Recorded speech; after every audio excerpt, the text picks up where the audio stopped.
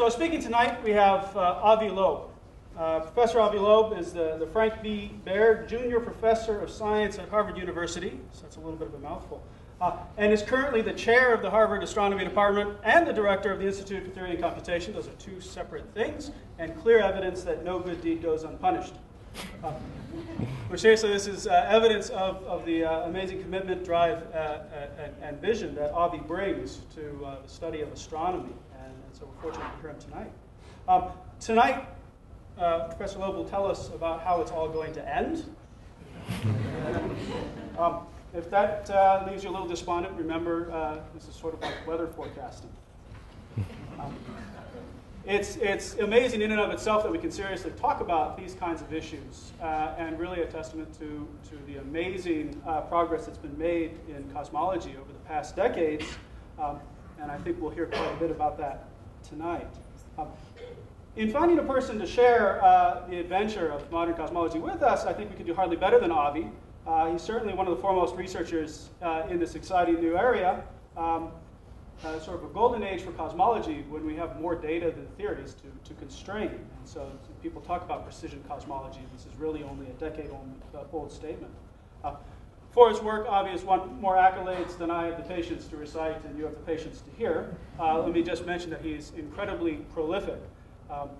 He's written 3 books, one of which is an award winner, over 400 scientific articles, 2 Scientific American articles, and was even featured in a cover story in Time magazine, which I think he might be most proud of. His scientific contributions range from discussing new ways to detect extrasolar planets, to how black holes grow and form in the universe, to more recently laying the foundations for the next bonanza of data in cosmology, 21-centimeter cosmology, which is motivating the development of whole new instruments and large facilities to analyze the data that comes out of those instruments, and promises to revolutionize again our understanding of the universe. So without further ado, Avi.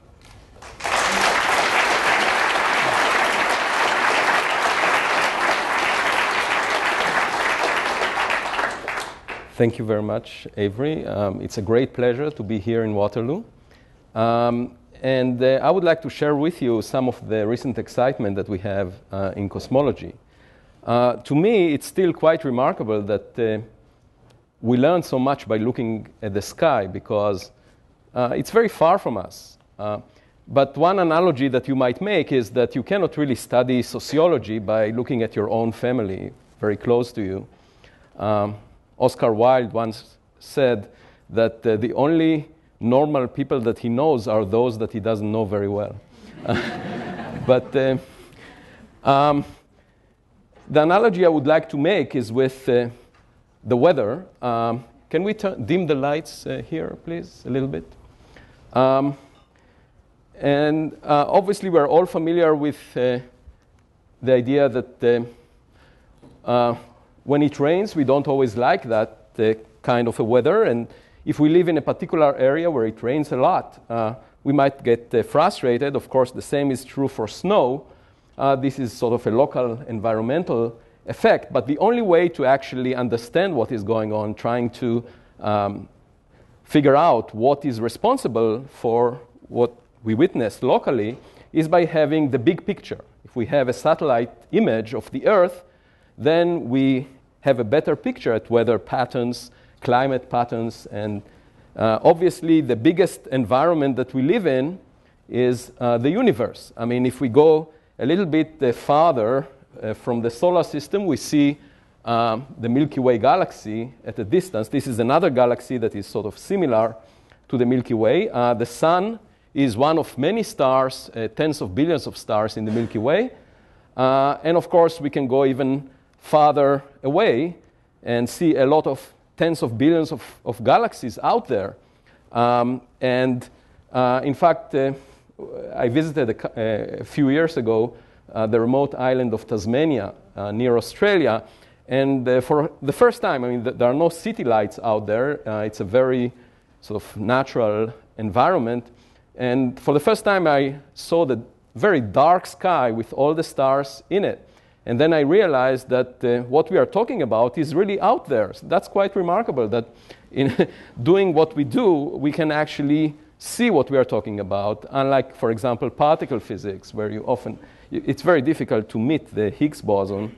And the other thing about the universe, aside from being the biggest environment that we live in, that we would like to study in order to have an informed view of reality, is that there are many questions that are sort of philosophical that people pondered about over the years, over the centuries.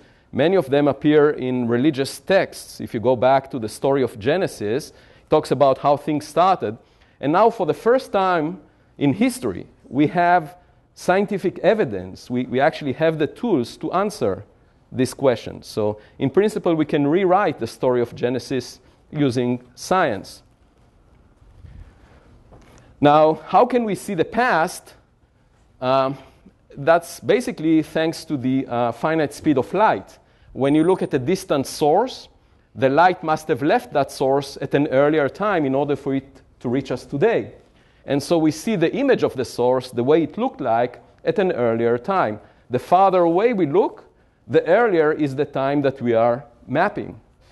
And so we can do archaeology. We can dig into the universe, and by looking deeper and deeper, we can see how the universe looked like at earlier times. This is just like an archaeological dig, where we uncover ancient layers of the universe as we go deeper and deeper.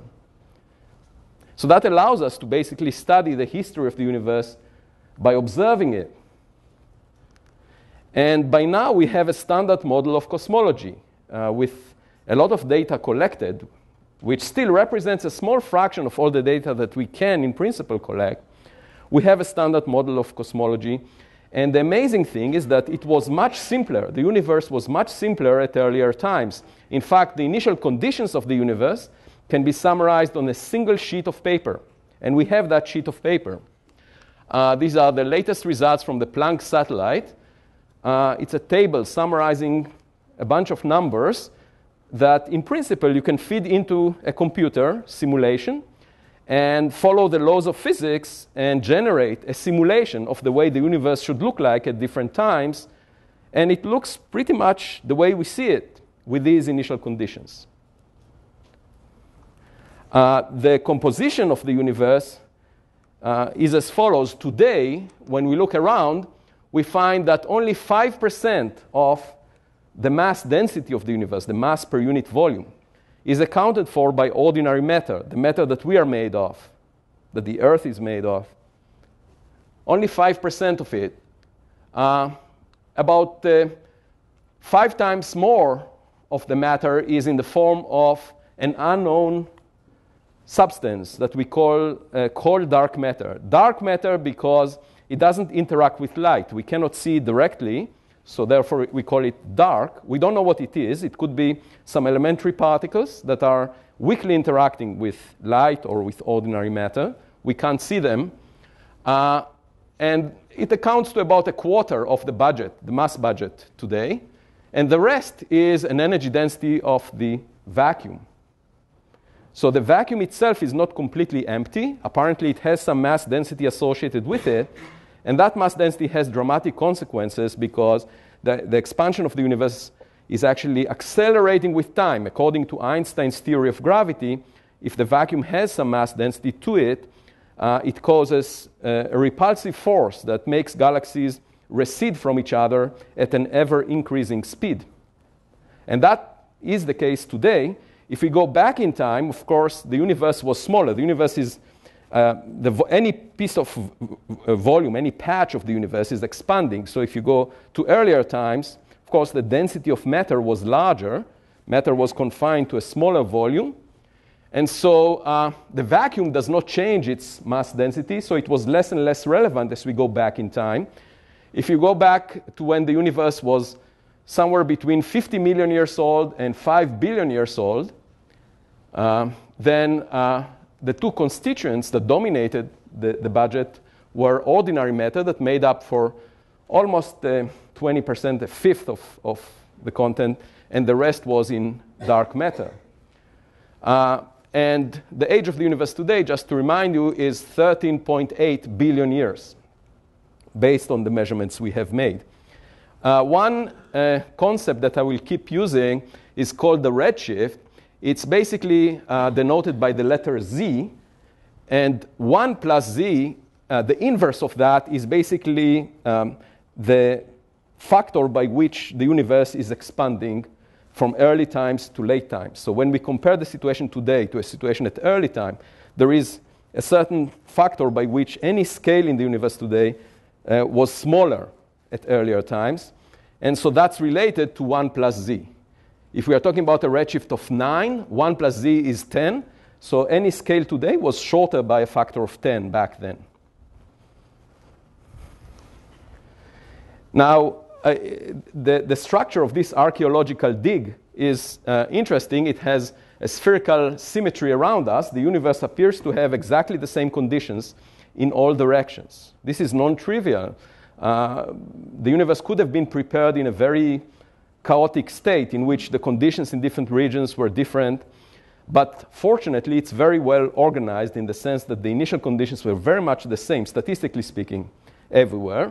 And so there is this archaeological dig around us. We are sitting in the middle, and we are looking outward. And so distance translates to look-back time as you go farther and farther. The Big Bang, the universe was obviously, if you extrapolate back in time, the density of matter grows, and eventually it reaches some infinite value.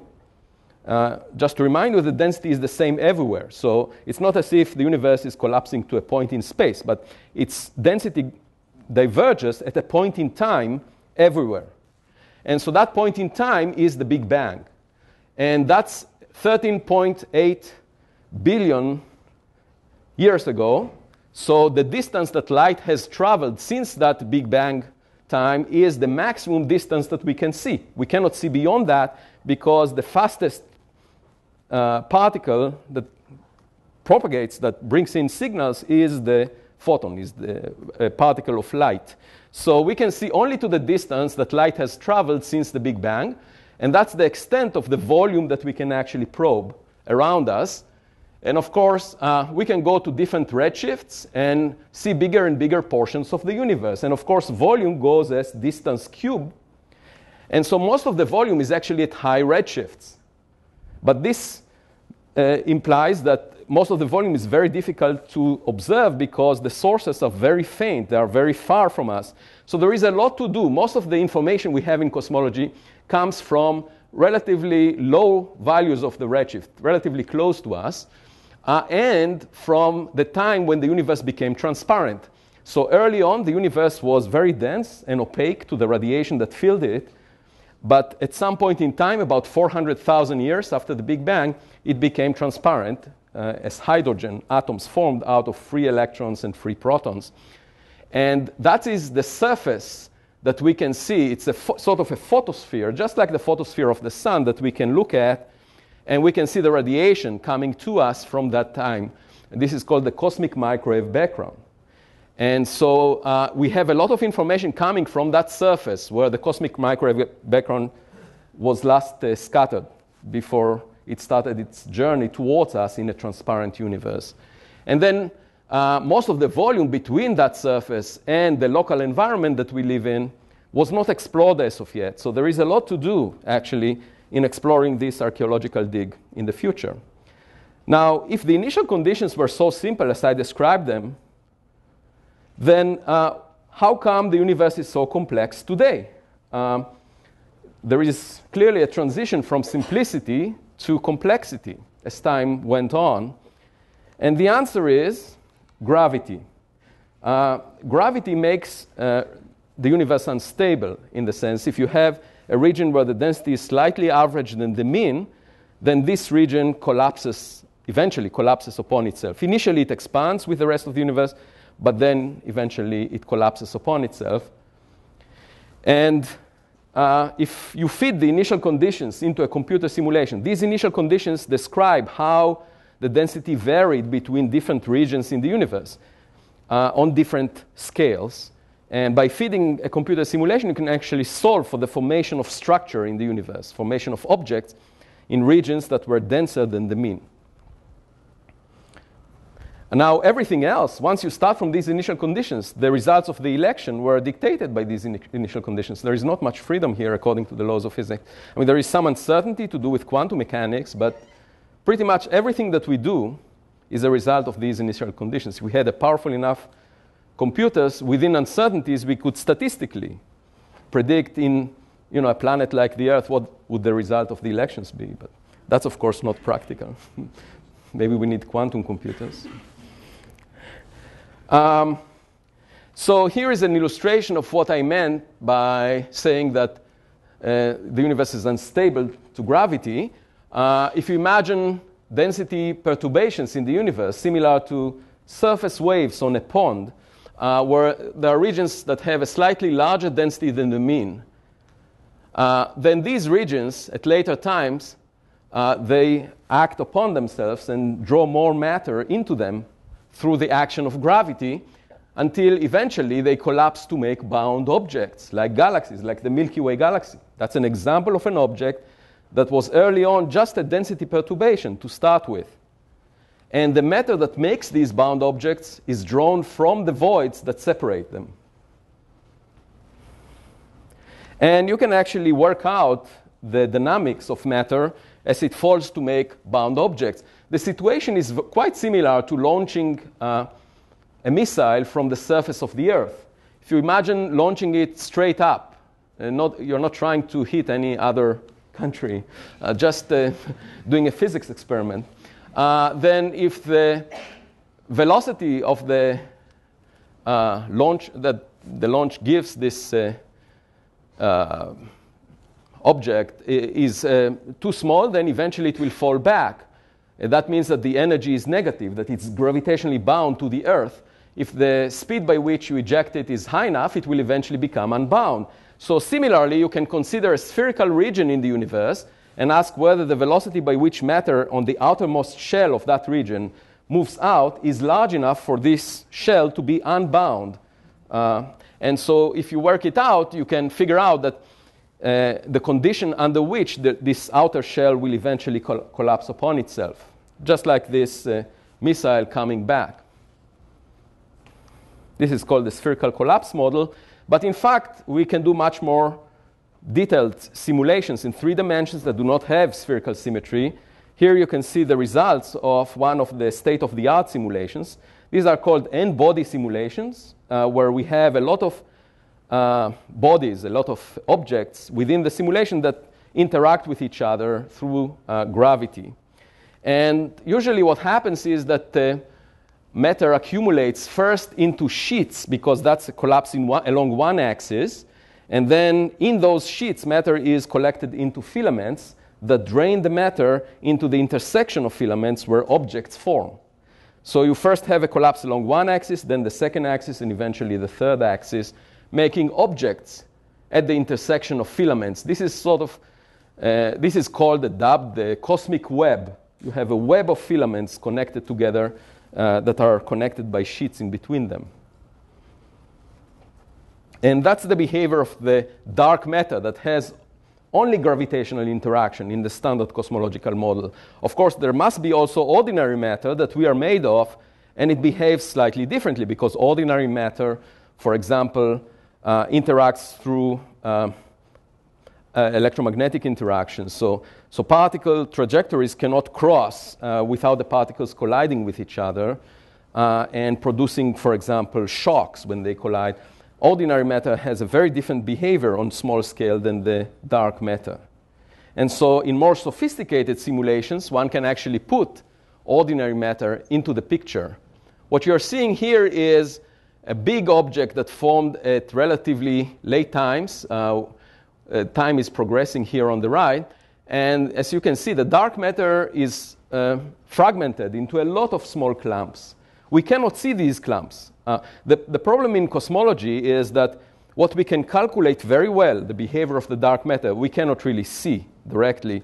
What we can see, the behavior of ordinary matter, we cannot really calculate very well because it's very complicated. And so we have this problem of shoving basically all the discrepancies between data and theory into the baryonic component. So right now, if there are discrepancies between the standard model and data, it's usually associated with the behavior of the ordinary matter, which is an unfortunate situation, because we would like to test this hypothesis that there is dark matter with particular properties. So in the case of ordinary matter, there is gas pressure that plays an important role, and gas pressure can act against the force of gravity and prevent collapse. For example, if the object is too small in size, too small in mass. And in principle, one can do numerical simulation, including gas. And this is, again, one of the simulations done at Harvard that is sort of state-of-the-art, including the gas. And what we are zooming on is the final result of the simulation, where we can see a disk galaxy, a galaxy that has a disk of gas that looks quite similar to the Milky Way galaxy. And here we are rotating that, the results from that simulation, so we can see the structure of the disk of gas. Here there is a satellite galaxy next to the big galaxy, just like the Milky Way has satellite galaxies around it. And so the results from these simulations that include ordinary matter look very much like the real universe. And we have a pretty good understanding of how objects like that, like the Milky Way galaxy, came into existence.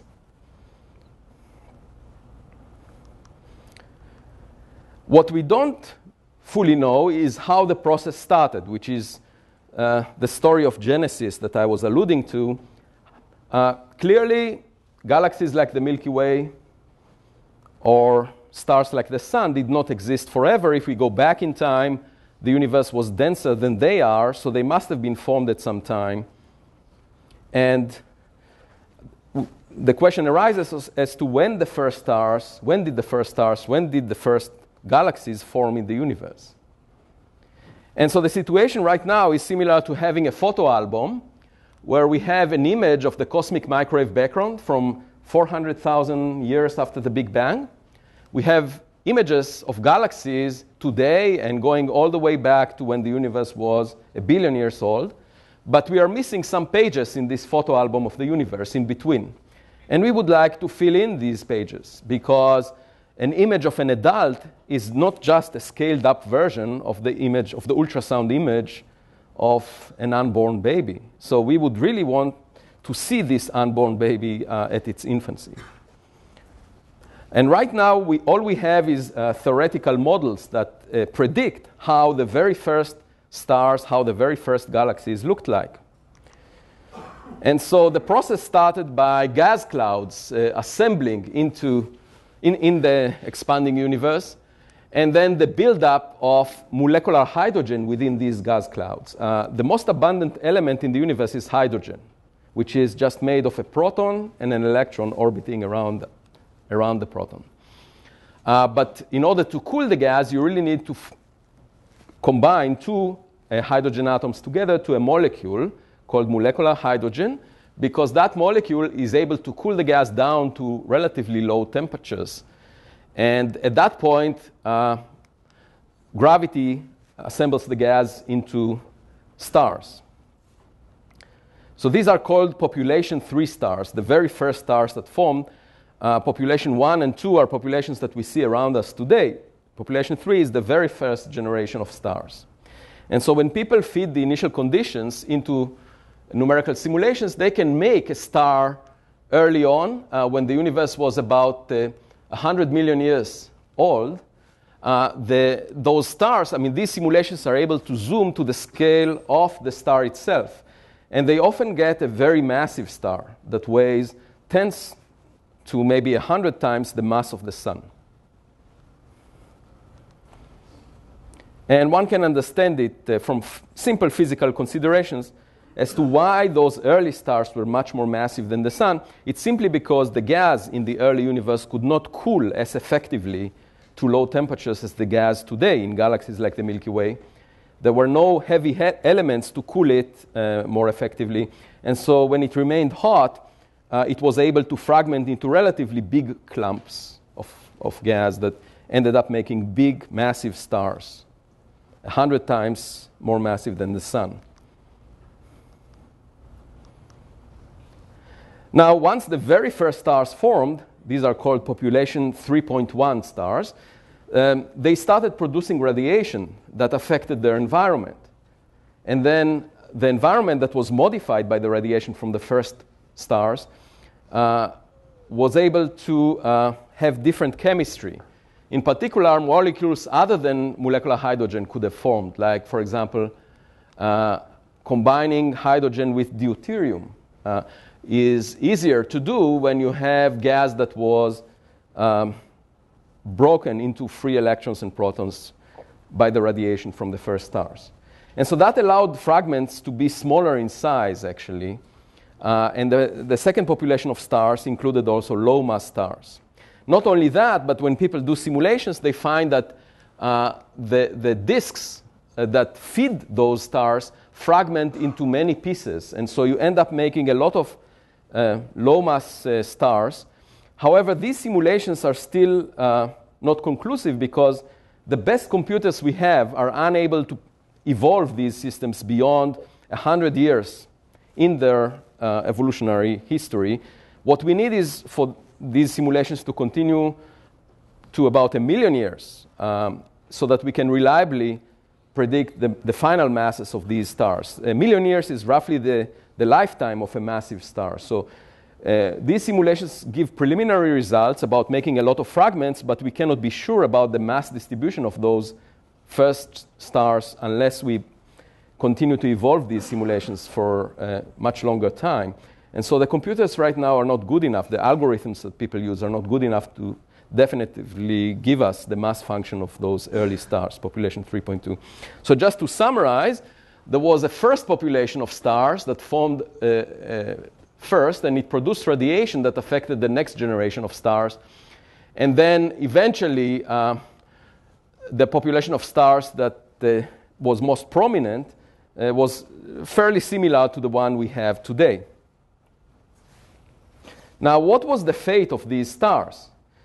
Stars that have a mass less than about 10 times the mass of the sun, or 8 times the mass of the sun, they end up shedding some of their mass, and their core contracts to make a white dwarf, a faint star that is shining just because of its gravitational contraction. So the sun will end up as a white dwarf. We will need to move to another star in order to keep ourselves warm in about 5 billion years or so. It will become a practical concern unless we destroy our civilization prior to that. And then, in principle, you can keep yourself warm around a white dwarf, and I actually wrote a paper about that earlier this year, if you get closer to it. A white dwarf that has an age of a few billion years has a surface temperature which is similar to the surface temperature of the sun, but it's much smaller in size. It's 100 times smaller. So all you need to do is get 100 times closer to the white dwarf to keep yourself at the same temperature. It's possible. And then stars with masses between 10 and 25 solar masses, they end up making primarily neutron stars, according to our current understanding. More massive stars end up in making black holes. And then there is a range of masses that makes a very unusual type of explosion called peri-instability supernova. These are the most powerful explosions that we can imagine right now. And these explosions are very important because they dispersed a lot of debris from the stellar core in the surrounding environment. So all the heavy elements that were fused in the middle, in the core of the star, were dispersed into the surrounding gas. And that's the reason we exist. Those heavy elements were later incorporated into other stars that burned the hydrogen even more and produced more heavy elements that we are made of. So we owe our existence to these supernovae. That's part of our history. And peri-instability supernovae are actually the most powerful supernovae. They were discovered theoretically back in the 60s, and they're the best understood supernovae in the sense that the theory of how they explode is relatively simple. A very massive star with a mass between 140 times the mass of the sun to 260 times the mass of the sun cools, and its core contracts, eventually reaching a high enough temperature to produce electrons and positrons, pairs. And at that point, the star loses its balance and eventually explodes in a supernova, and nothing is left behind. It's just that these supernovae were not discovered until relatively recently. They are quite rare. They are associated with extremely massive stars that are very rare. And they release about 100 times the energy of a regular supernova explosion. So only recently, people found some examples where the energy is indeed 100 times the typical supernova energy. And we expect a lot of these to have happened in the early universe when the stars were very massive, when they were of the order of 100 to 200 solar masses. And the successor to the Hubble Space Telescope, the James Webb Space Telescope, will find a number of these, we expect, at very early cosmic times. So far, the most distant pair instability supernovae that were found were at redshifts of 2 and 4. These are two examples. And other than those, we don't know of any early explosions like that. Now, there are other types of explosions that we can see to great distances, in particular, the so-called gamma ray bursts. Long-duration gamma ray bursts are thought to be associated with the collapse of a massive star to make a black hole in this case. And the material, as it makes the black hole, it spirals into this drain, but on the way it produces jets. And we see these jets in galaxies, for example, when matter gas feeds black holes at the centers of galaxies. We see in 10% of all cases, we see jets coming out. And the same apparently happens if you make a black hole at the center of a star. The only difference is when you make it at the center of a star, the jets have to penetrate through the envelope of the star. So imagine forming jets at the center of the sun that have to penetrate through the envelope of the sun and then eventually drill a hole. And apparently this takes place in the universe. We see jets when they are pointed at us. We can see them to great distances. So even though these events are very rare, we can find those cases where jets are being produced, drill a hole in the envelope of the star, and the radiation goes all the way to us at the edge of the horizon of those explosions. And the most distant gamma ray burst that we have seen is at a redshift of 9.4, about 500 million years after the Big Bang. So it's almost the time when the very first stars formed, but still not quite. And so these explosions allow us to see one star at a time. But of course, when stars are formed in large numbers, they make up galaxies. Galaxies are collections of stars surrounded by dark matter. And the process of galaxy formation is quite complex. You first have to assemble the dark matter halo, the thing that surrounds the core that is made mostly of stars and ordinary matter. Then the gas assembles to the center of that halo and cools and makes stars. And very often at the center of the galaxy, a black hole is being made. So some fraction of the matter makes it to the center and makes a supermassive black hole. Like our galaxy has a black hole of 4 million solar masses at its center. And don't worry, it's not dangerous. It's not being fed right now. But when it's luminous, it's quite bright in the sky. In X-rays, it would be as bright as the sun if it were to shine at its maximum luminosity. So these black holes are quite powerful. And in fact, they can heat up the gas around them in a way that suppresses their feeding. And so that's a very important element of the evolution of galaxies, the feedback from the black hole. And we have images that go very deep into the universe that reveal the existence of galaxies at very early times. So the most successful campaign is called the Hubble Ultra Deep Field, where the Hubble Space Telescope was used and was just pointed at some direction in the sky where it basically went as far as it can and imaged the sky. And we found galaxies that are extremely faint from very large distances when the universe was of the order of 500 million years old. We can even look farther by using, in addition to the Hubble Space Telescope, another telescope along the line of sight that nature provided us with. And for example, a cluster of galaxies acts as a magnifying glass, as a gravitational lens. It's the force of gravity. If you put a distant galaxy behind a cluster of galaxies, then the light rays that originally were coming towards us are actually deflected by this magnifying glass, the gravitational force of this cluster of galaxies. So you can actually see galaxies that are fainter because the cluster is focusing the background light from the distant source. And so here is an example where we look through a cluster of galaxies and we see 3 images of a source at a redshift of 11. So this is one of the most distant sources that were ever imaged. And we're using a natural telescope, a telescope that nature provided us with, in order to be able to reach those distances. There is even a candidate of a galaxy at a redshift of 11.9. Just to remind you, any scale in the universe today was smaller by a factor of 12.9 back then. And the density of the universe was more than 1,000 times higher than it is today. So obviously, these objects are also much denser than galaxies today, by about a factor of 1,000. But this is still a candidate. It's being debated by different groups. Competition is good in science, except that sometimes the arguments are not to the point. That different groups criticize each other just so that their discovery would be more recognized than the other group's discovery.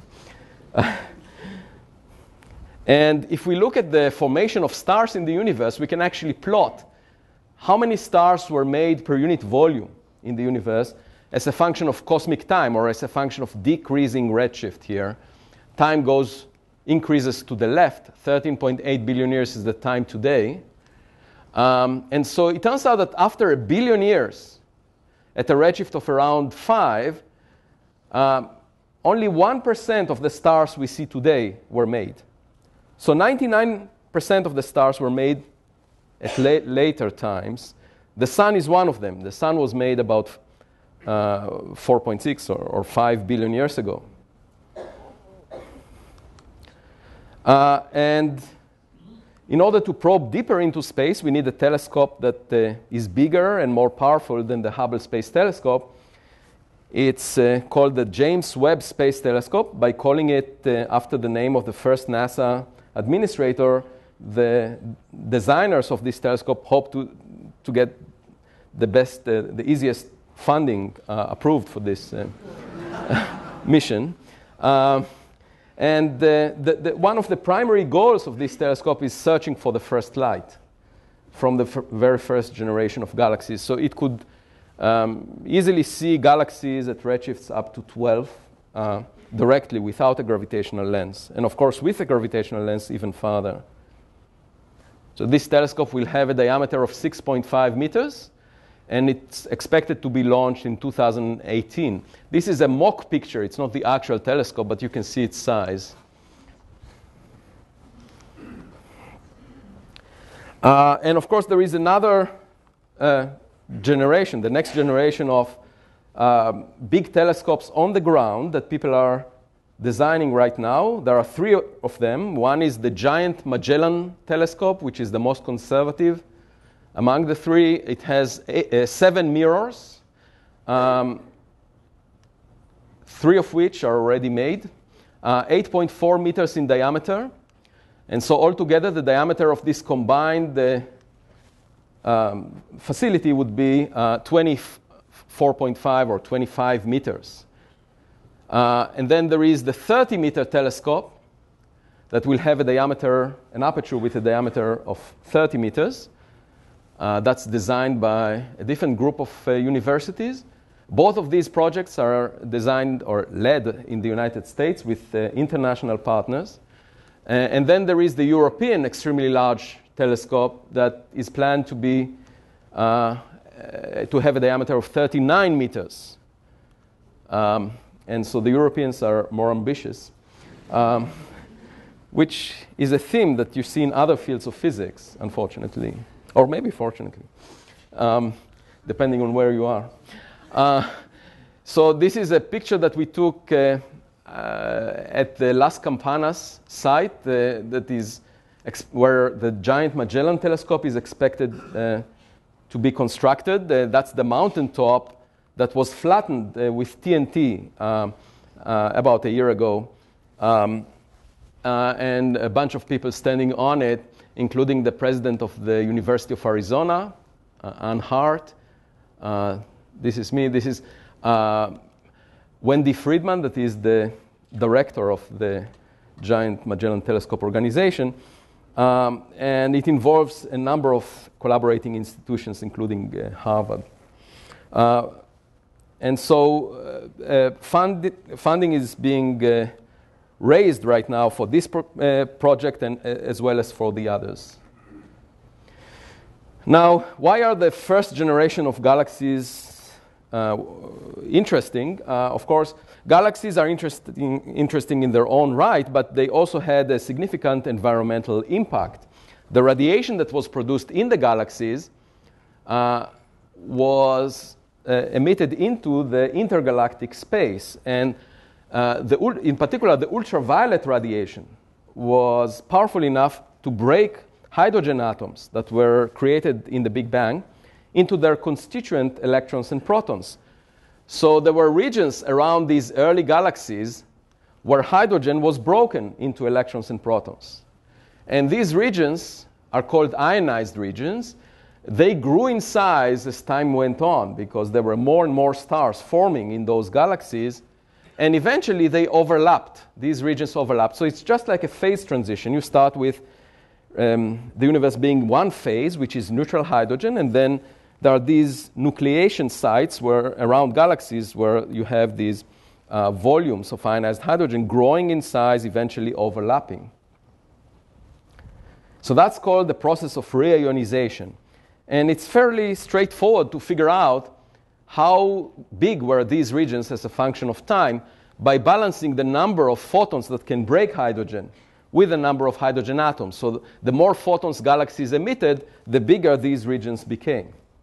So you just need to do the counting, and then you can figure out how this process continued. And one can do it in a numerical simulation. And you can see here in red are the regions where hydrogen was ionized, was broken, and they grow as a function of time, or decreasing redshift, and eventually overlapping. And the regions that were ionized first are those along the filaments where the production rate of ionizing photons was higher than in low-density regions. And so the idea is to try and image the hydrogen in the universe. By that, we will be able to figure out how these ionized regions grew in time and eventually overlapped. And the way to image hydrogen is by using a specific spectral line of hydrogen. Hydrogen, as I mentioned, includes a proton and an electron orbiting around the proton. And in quantum mechanics, an electron has a spin. And the spin has two states. It can be either up or down relative to the spin of the proton. And so this spin flip of the electron from being parallel to the spin of the proton to being anti-parallel to the spin of the proton is associated with a change in the binding energy of the electron to the proton. And therefore, the parallel spin state is higher energy than the anti-parallel state. And so in the process of flipping the spin, a photon is being emitted. And the wavelength of that radiation is 21 centimeter. So it's a sizable wavelength. This is at radio wavelengths. In fact, it's the type of frequency that you get on your FM radio. That's the kind of wavelength we are talking about here. And so the idea is if we are able to see this spectral line of 21 centimeter wavelength from hydrogen, it would be redshifted by different amount. The wavelength will be stretched by different amounts depending on the time at which we see the hydrogen. And so if you tune your receiver to different frequencies or different wavelengths, you're basically slicing the universe at different redshifts or at different distances. And you can get a three-dimensional map. 2 dimensions on the sky, and a third dimension in terms of the depth that you go into the universe.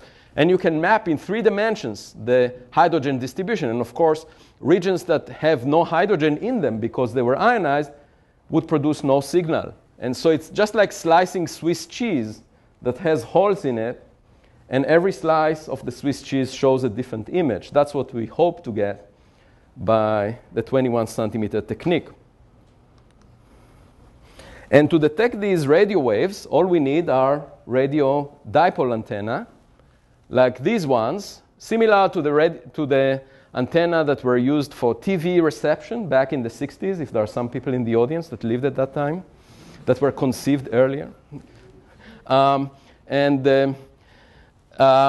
If you put a lot of these together over a large area, in this case a 1 kilometer area, then you can, in principle, be quite sensitive to the faint glow of the hydrogen from early cosmic times. And what would the image look like? Again, we have theoretical predictions for that. You can see it here in the upper panel.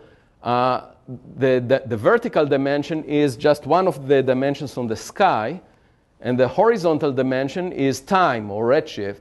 So here in the upper label, you can see the time. That's when the universe was 10 million years old, going to 100 million years old, 250 million years after the Big Bang, 500 million years.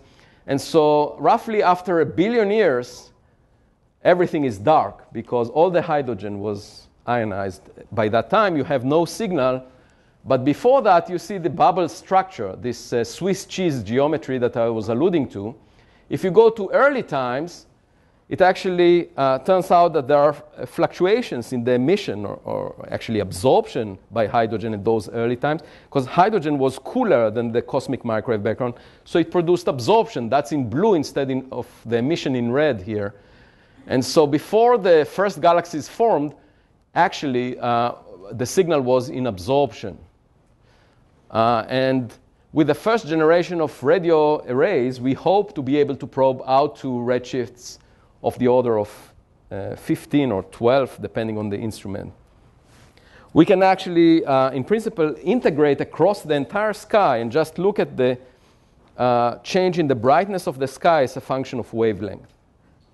And so that's a more crude approach. And for that, you just need one antenna. And so here is the experiment that is actually very cheap compared to the other experiment that I mentioned. You can, in principle, use just a bunch of wires and do this. And that's what was done at very little funding by a couple of astronomers. It means that you can actually do frontier science by having the right idea and, of course, the technical skills to do it. And another interesting frontier to keep in mind is that not just the 21 centimeter line of hydrogen, but in principle, one can use other spectral lines of other elements that, for example, are producing radiation from galaxies. And so if you're imaging a spectral line from galaxies, you can get the contrast image of the 21 centimeters. So the 21 centimeter emission comes from regions in between the bubbles. It's the cheese in the Swiss cheese. But then inside the bubbles, you have the galaxies that produce other spectral lines. So you can image those, the emission from those galaxies, without resolving individual galaxies. You're just looking at the cumulative emission in a spectral line, and you can do intensity mapping the same way that you do with 21 centimeter, and basically get the distribution of galaxies at those early times. And that's another proposal that we made with a student of mine. So much about the past. Let me say a few words about the future, because some of the young people may care about it. I remember when the accelerated expansion of the universe was discovered. The Nobel Prize was awarded for that just a year and a half ago. And it was given to two former graduate students in our department at Harvard. And the first thing that came to my mind is, wait, if you think about it, if there is a galaxy that we are now seeing, and it keeps receding away from us at an ever-increasing speed, eventually it will reach the speed of light. So what that means is that beyond that point in time, we won't be able to communicate with any extraterrestrials in that galaxy, or you won't be able to see what happens in that galaxy, because beyond that time, the galaxy will move away from us faster than light. So even light will not be able to bridge the gap that is being opened between that galaxy and us. And that's a startling thought, because it means that things we are seeing now, in principle, we can imagine, we can communicate, right, with other civilizations if they exist in other galaxies. But that's not true in the distant future. All the galaxies that we see now will eventually lose contact with us. And so that was, I realized this in the shower and wrote a paper about it the following day. It actually, you can easily calculate the consequences of that. And what you find is that galaxies that are beyond the redshift of 2 are already beyond our horizon. We can't really send a message to someone there and hope to get a reply, because they're already out of contact with us. For closer galaxies, it will happen sometime in the future. And you can calculate when it will happen. And the analogy to understand this conceptually, I mean, these galaxies are not really moving faster than light. You can't really do that. But it's the global structure of space and time in general, in the Einstein's theory of gravity that allows that. You can consider a balloon where you have ants walking on its surface. And as the balloon expands, of course, the ants are separated away from each other. Now, the ants can walk at some finite speed. So the ants are similar to the photons, that are the particles of light that propagate at a finite speed. But if the balloon is expanding too fast, they will not be able to visit an area that is bigger than some small portion on the surface of the expanding balloon. And so if the space-time, or the space in the universe keeps expanding fast enough, as it is, its expansion is accelerating, then photons will not be able to visit a region that is big on the surface. And they will have a very limited range that they can communicate across. And so that means that we will lose contact with all these galaxies that we now see. And you can ask, what is the future evolution of all the structure that we see in the universe, in the distribution of galaxies? And that's using the standard model of cosmology. So I'm presenting the most conservative picture. Of course, some people imagine all kinds of things happening in the future. I'm just talking, according to the mainstream model of cosmology, what would be the future. And it's quite grim, actually, for extragalactic astronomy. So it turns out that once the universe ages by a factor of 6 or 7, then we will have a very limited region around us in which the galaxies will still be within our horizon.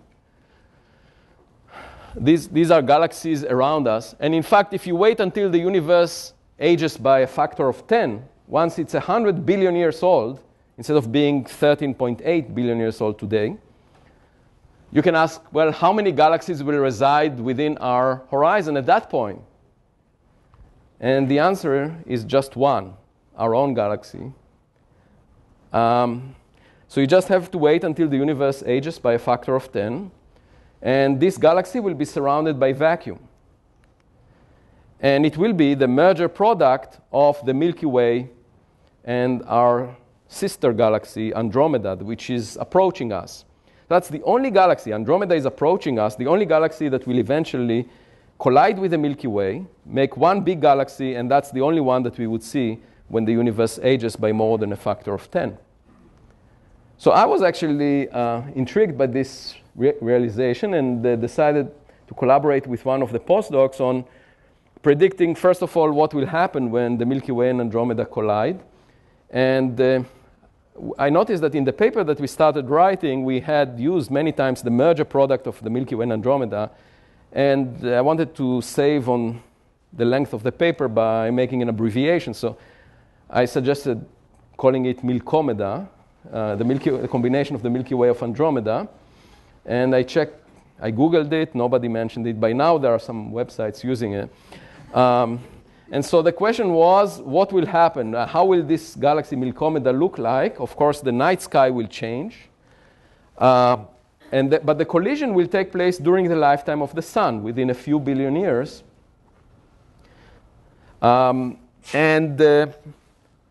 The question is, what does it look like? And so we simulated it with T.J. Cox, that was a postdoc.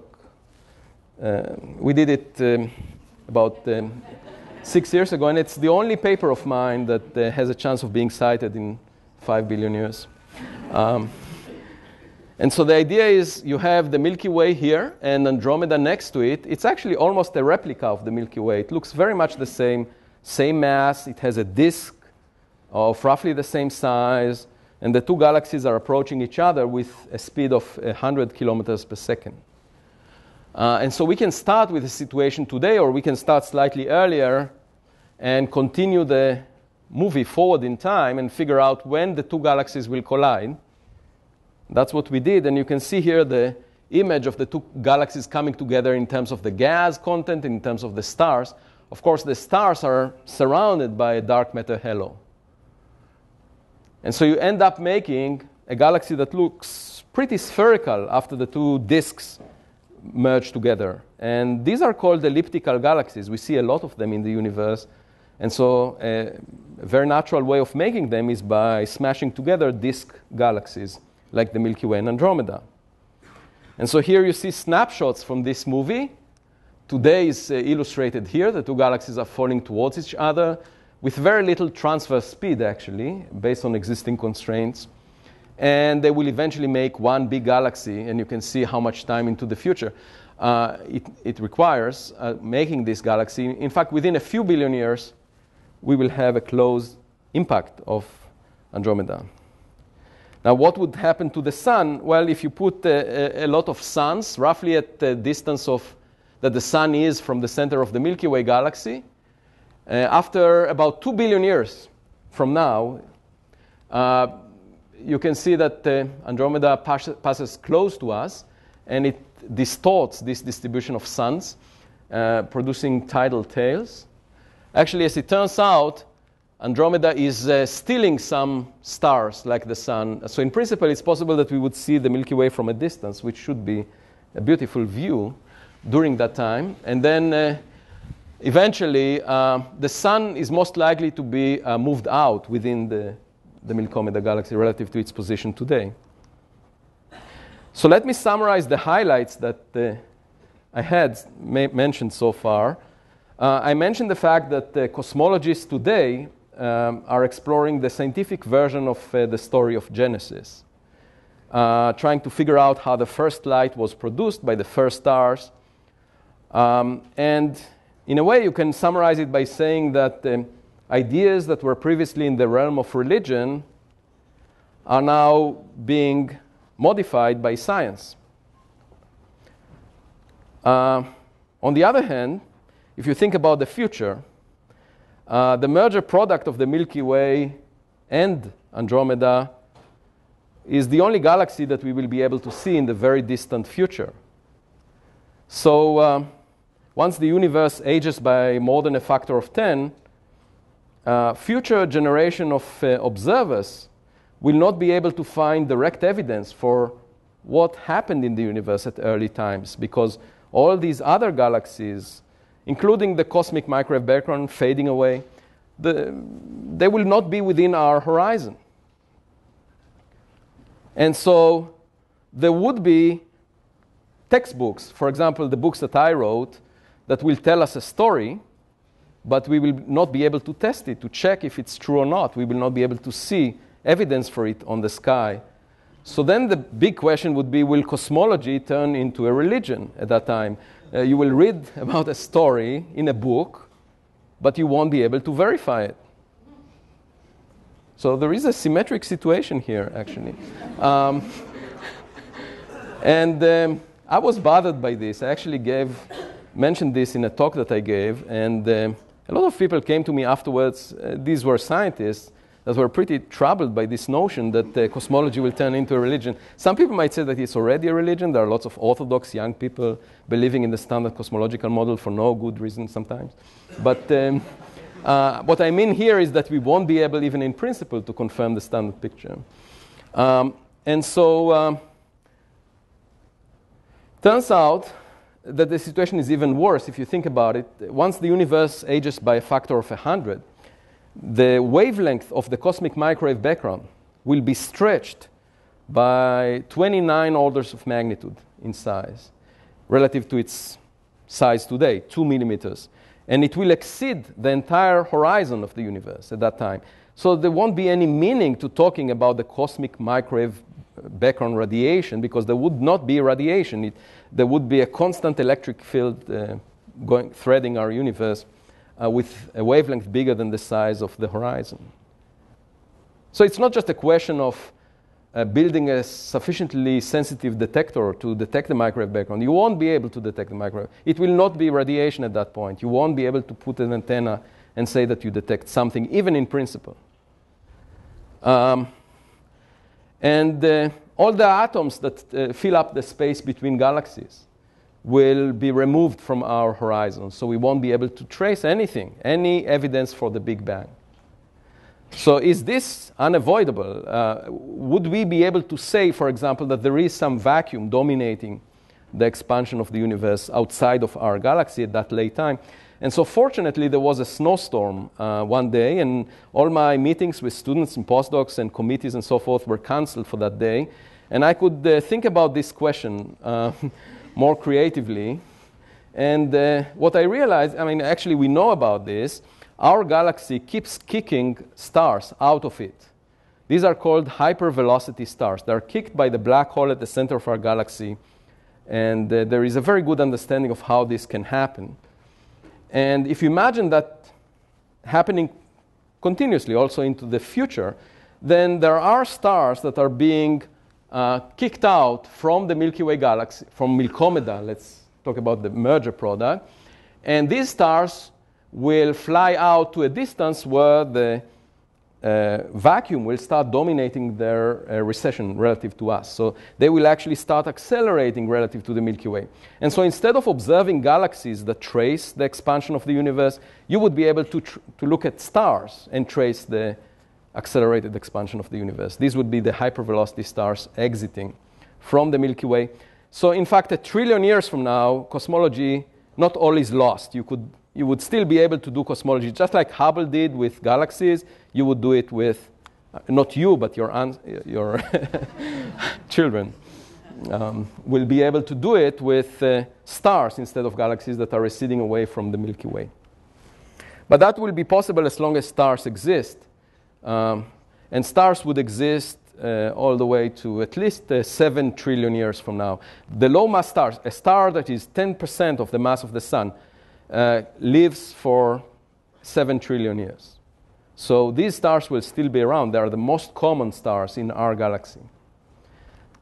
And so we could, in principle, trace the trajectories of these stars and reconstruct the fact that the universe has accelerated its expansion due to the existence of the vacuum mass density. And we can trace it back in time and figure out that the galaxy that we live in is due to an early phase where matter dominated the universe. So that was a brief summary of the paper that I wrote about this as a result of the snowstorm that we had. And so not all is lost 1 trillion years from now, but about 10 trillion years from now, then it will be really difficult to do cosmology. So if any of you is interested in more details, some of them are summarized in 2 books that I wrote, one at a relatively popular level, mostly for undergraduates, how did the first stars and galaxies form, and more recently, a more advanced textbook on the first generation of galaxies. Thank you.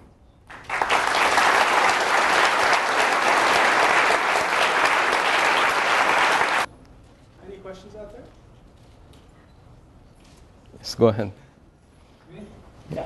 Okay. You said that the early universe was very simple, but as I understand things, the further back in time you go, the less entropy there is, and less entropy means more ordered. So more ordered but more simple seems kind of contradictory, at least from No, well, if you look at your room and it's well organized, then it's relatively simple, right, to explain or to describe. The more details you have, the more information you need in order to describe. So the two statements that you made are actually consistent with each other. So today, even thousands of books in libraries cannot summarize the situation that, the conditions in the universe today, including human behavior, world politics. But if you go back in time, just a single sheet of paper was sufficient to summarize the initial conditions. So that's quite remarkable that all this complexity evolved out of these simple initial conditions.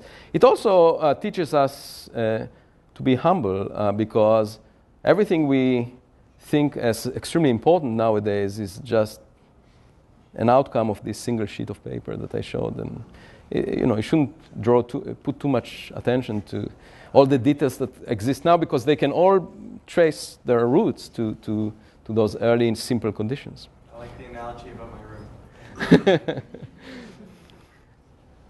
Other questions? Yes? Okay. White shirt back there.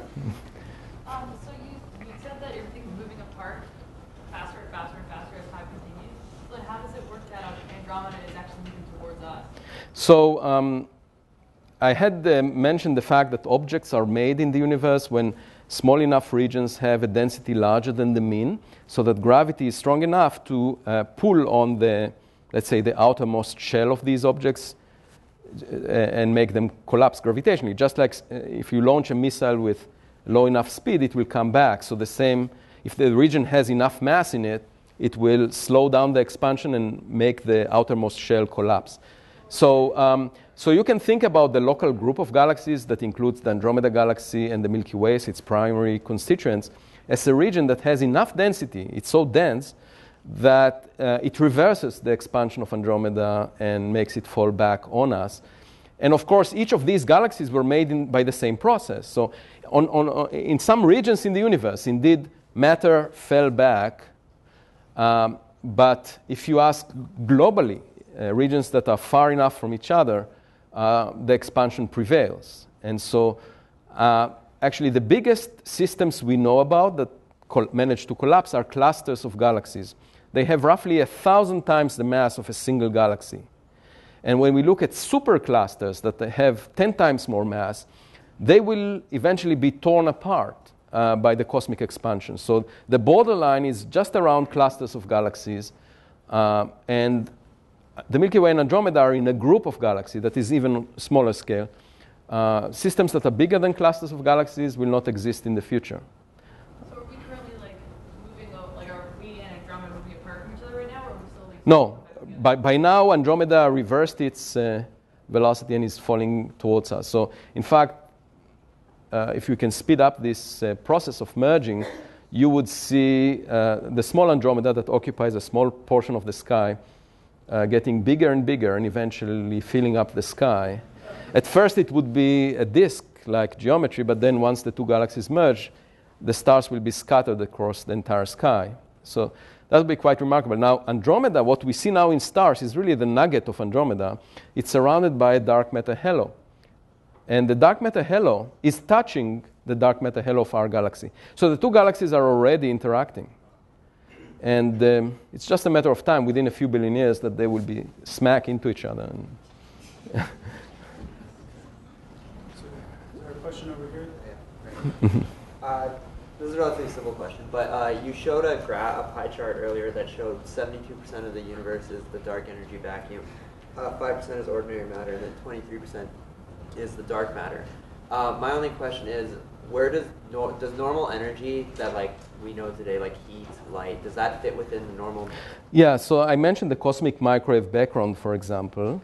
And today it accounts to a very small fraction of the budget, the mass budget, at the level of 10 to the minus 4, a percent of a percent. But as you go back in time, the density of matter and the density of radiation were higher.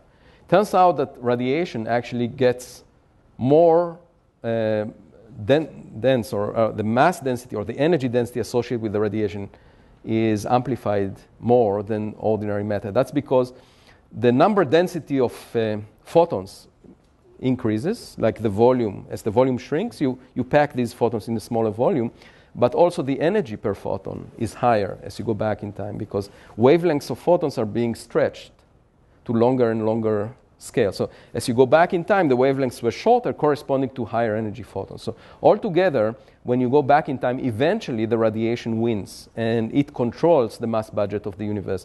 So there was an early time when the universe was less than about 200,000 years after the Big Bang, when radiation was dominant. Earlier than that. And so the early phase of the universe is radiation dominated, and then matter starts dominating at some point, and now the vacuum dominates. And some people asked an important question of why do we live at a time where the vacuum just started dominating? Why is this the time when we find ourselves? Obviously, if the vacuum had a higher mass density than it is today, then it would have dominated at earlier times. So then objects would not be made after that time. Just like I was talking about the future, if the universe had a higher mass density in the vacuum, then the galaxies that were made were smaller. Doesn't mean that life like us would not exist, but if you make the vacuum sufficiently dense, eventually you don't make any galaxies at all, and then of course we would not be able to exist in such a universe.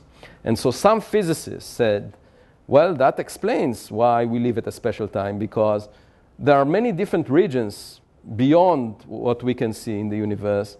This is called the multiverse, where the vacuum density is different.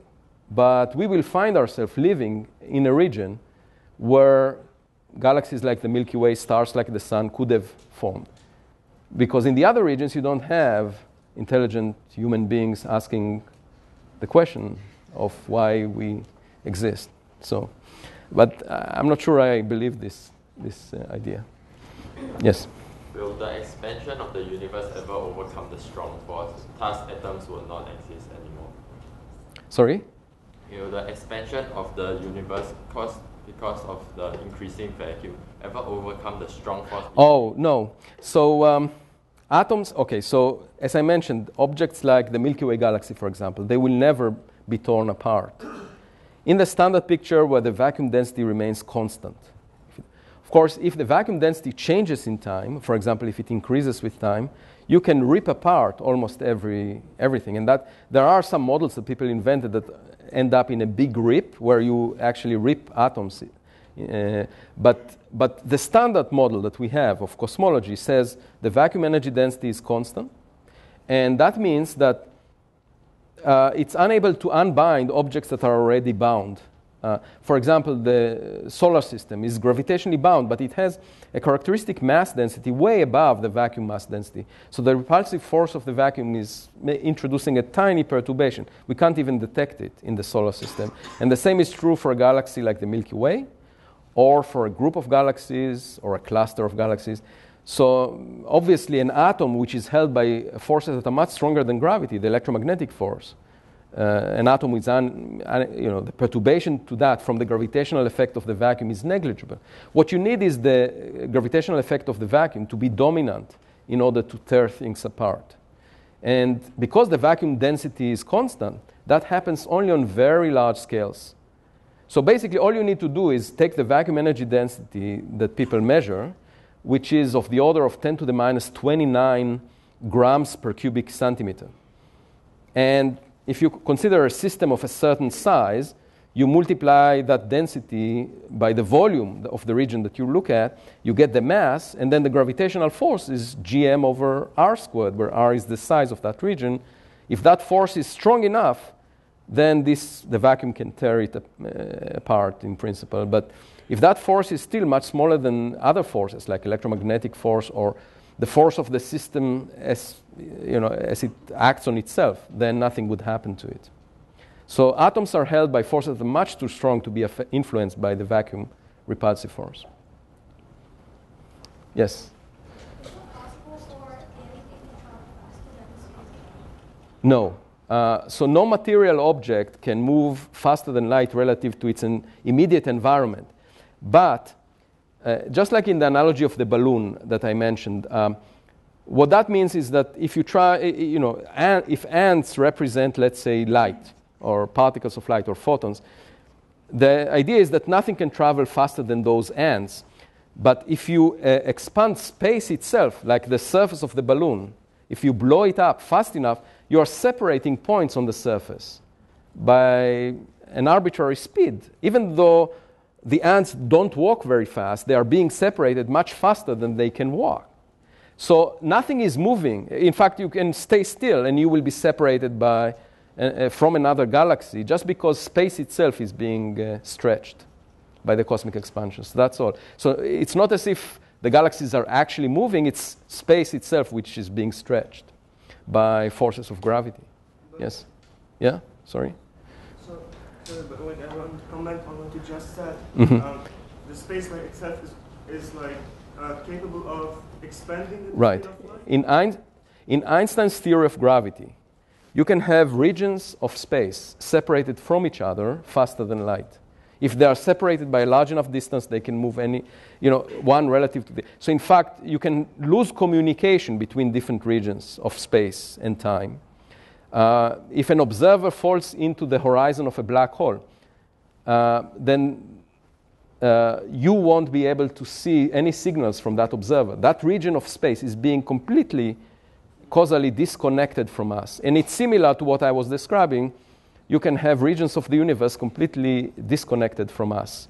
And that's allowed in Einstein's theory of gravity because space and time are dynamical quantities. So they can shape, space and time are being shaped by the distribution of matter through the action of gravity. And in principle, you can make space expand very fast such that regions do not communicate with each other. That's possible. Yes? Oh, there was a question here first. There's a young man standing over there. Let's get him. Oh, first the young man and then, yes?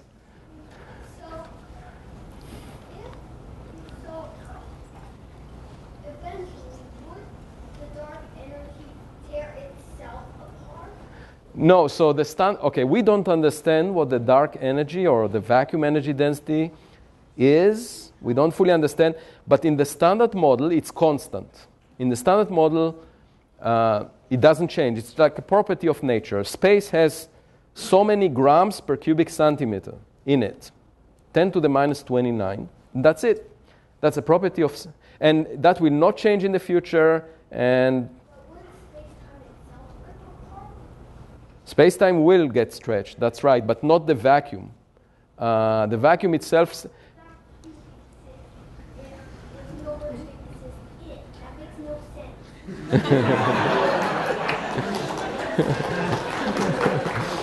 Well, the vacuum is not like matter. It doesn't expand together with space-time. The vacuum stays still. And space and time can do whatever they want, but the vacuum is not changing its properties. In principle, they can stay constant. We can talk about that later. It's a good question. There was another question here. So is it not a force that causes the expansion of the universe, but it just expands by itself? Okay, so in Einstein's theory of gravity, gravity is not a force. It's related to the curvature of space-time. So the sun is not exerting a gravitational force on the Earth. It's just curving space in a way that the Earth tries to move on a straight line, but because space is curved, it actually moves in a curved trajectory. And so there is no force here. And the idea of Einstein is that space-time is responding to the distribution of matter. And then matter moves based on the space-time itself. So there is this interplay that matter is... So the universe, for example, has a space-time that is responding to the distribution of matter in it and the vacuum. And then the matter itself is responding to that by expanding. And so this, you can solve the equations that describe both of these. So there's no particular reason that we know of that the universe is behaving in this way. The space-time is behaving in this way. Well, so it has to do with the initial conditions, how the universe started. And there is the theory of inflation, which is very popular, although it has some problems, where there was some initial state where there was accelerated expansion. Like the expansion we are talking about in the future, the theory of inflation says that there was a phase in the past where the universe already went through some accelerated expansion very early on. And the idea of that was to, first of all, quantum mechanical fluctuations of the vacuum can result in the production of density inhomogeneity. So some regions became denser than other regions just because of quantum mechanical effects. So that's one thing that inflation gives. Another thing is that early on, it makes the universe expand so fast that it basically makes the conditions the same across large regions of space. And so that's why it's a popular theory, and it stands up to some experimental tests. But the problem is that more advanced models of inflation are not predictive, because they can, for example, the multiverse that I mentioned, anything that can happen will happen in the multiverse, because there are different regions that have different conditions. And if everything that can happen will happen, then that's very difficult to falsify as a model. And so I have a problem with that. But we can talk about the details later. Yes. Yeah. The initial conditions that you mentioned, are they very special, or could there be somewhat different? They're very special. So if the conditions were such that the universe was very clumpy, it had different conditions in different parts of it, first of all, it would not end up in the state that we see today. Today we see the universe having roughly the same conditions everywhere. But on small scales, there are objects in it. If the universe was very different in different regions, then we would see completely different things when we look in different directions in the sky, for example. The cosmic microwave background will have different temperatures in different directions. You will not be able to learn what happened near us at earlier time by looking far away, because right now we are able to say that by looking deeper into the universe, we can learn about the conditions that existed early on. But that's only because of the similarity between the conditions far away to the conditions nearby. If the conditions were different, then we won't be able to know anything about the nearby universe by looking far away. And so in a way, the universe was prepared in a state that is quite simple. And the theory of inflation was attempting to explain that. But as I mentioned, it has some pitfalls at the moment. We would like to understand primordial cosmology, how things started, why they started this way, what was there, let's say, before the Big Bang, how things developed. All of these are very difficult questions to answer, but they're intriguing. Yes? Related to this kind of discussion, all we know right now, can we say anything about the state of the universe before? So there are speculations. So Big Bang come from something. Right. So, well, first of all, I should say, in Einstein's theory of gravity, there are so-called singularities. And what that means is that you get to either regions of space or times where the equations predict infinite density of matter, and the equations break down. And the reason for that is simple, because Einstein's theory of gravity is not complete. It doesn't have quantum mechanics in it. So when you pile up a lot of matter in a small region, eventually quantum mechanical effects come into play, and they dominate the behavior of the system. Since Einstein's equations do not include quantum mechanics, they break down, and we call these singularities. So the Big Bang was not really a singularity. There was something happening then, and you need a theory that unifies quantum mechanics and gravity in order to describe it. So we have a candidate theory for that. It's called string theory.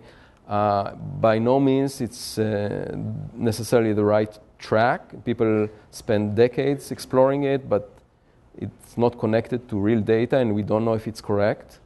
And so we would really need such a theory in order to reliably describe what happens around the Big Bang. There are some effective models that people came up with. So, for example, that the model of inflation says that inflationary expansion pops up out of the vacuum in some. So the universe came out from nothing, and that's one possibility. Another one is that the universe goes through cycles, so it's cyclic. It has a contracting phase before it started expanding. We don't really know. Is that contradictory, not only with the latest data about the future? No, right now we don't have a way of conclusively. It doesn't seem there would be a collapse. No. So I'm talking about what happened just around the Big Bang or before the Big Bang. We don't really know. So all we know is.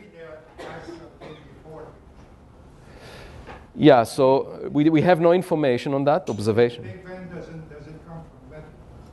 Right. So there are. Nothing comes from that. Yeah, we can discuss it more, but right now we have no good model for what actually happened. There are possibilities. What I'm asking is, is there a trust to find out? Yes, there are some people that get paid to think about this.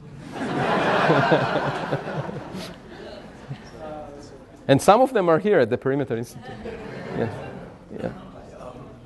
You mentioned in that previous answer, in the answer before, what happened before the Big Bang. Now, I've read in some books, rather elementary as you might think, that asking what happened before the Big Bang would be like asking what is north of the North Pole. So I'm very confused. No, I don't think it's true. I mean, first of all, you shouldn't believe what people tell you. Because, it's possible that the previous generation said something and it's wrong. And people often, teachers will tell you that some things must be believed, but they do it because they want to promote their own, to make their research more prominent by advocating conservatism.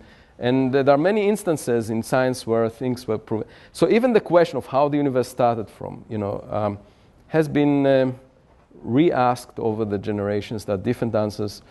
Right? I think progress in physics or in science is very much driven by data, because nobody would have thought about quantum mechanics in the days where everyone used classical physics without the data requiring it. And even after the data required it, people like Einstein could not believe it, could not believe that the reality is just like quantum mechanics is saying.